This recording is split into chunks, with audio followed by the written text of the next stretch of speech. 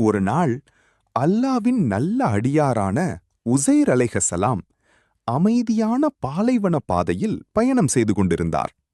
ஆனால் அவர் சென்றடைந்த ஊர் உயிரற்ற அமைதியில் மூழ்கியிருந்தது. வீடுகள் இடிந்திருந்தன, எலும்புகள் மட்டும் மணலில் சிதறியிருந்தன. அந்த காட்சியை பார்த்த உசைர் அலைஹிஸ்ஸலாம் ஆழ்ந்த சிந்தனையில் மூழ்கினார். அவர் மெதுவாக கூறினார், இந்த இறந்த நகரத்தை அல்லாஹ் எப்படி மீண்டும் உயிர்ப்பிப்பான்? அந்த தருணத்திலேயே அல்லாஹ் அவரை மரணிக்கச் செய்தான். உலகம் நகர்ந்தது, ஆனால் அவர் அமைதியாகவே இருந்தார். ஒரு நாள் அல்ல, ஒரு வருடம் அல்ல, முழு 100 வருடங்கள் கடந்துவிட்டன. தலைமுறைகள் மாறின. ஆனால் ஒரு அதிசயம், அவருடைய உணவும் தண்ணீரும் 100 வருடங்கள் கடந்தும் கெடவில்லை. ஆனால் அவரது கழுதை மண்ணாகி எலும்புகளாக சிதறிப் போயிருந்தது.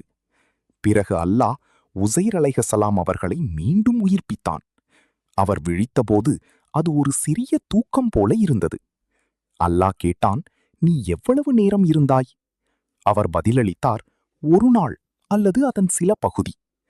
அப்போது அல்லாஹ் கூறினான், இல்லை, நீ 100 வருடங்கள் இருந்தாய்.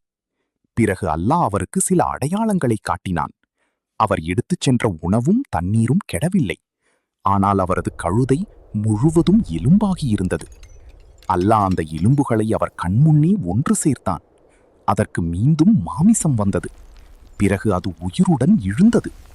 அதை பார்த்தவுடன் அவர் நடுங்கிய மனதுடன் கூறினார், அல்லாஹ் அனைத்திற்கும் சக்தி உள்ளவன் என்பதை நான் உறுதியாக அறிந்தேன். அதை பார்த்த உசைர் அலைஹிஸ்ஸலாம் கண்ணீர் மல்க கூறினார், அல்லாஹ் அனைத்திற்கும் சக்தி உள்ளவன். 100 வருடங்களுக்குப் பிறகு அவர் தனது ஊருக்கு திரும்பினார். ஆனால் யாரும் அவரை அடையாளம் காணவில்லை.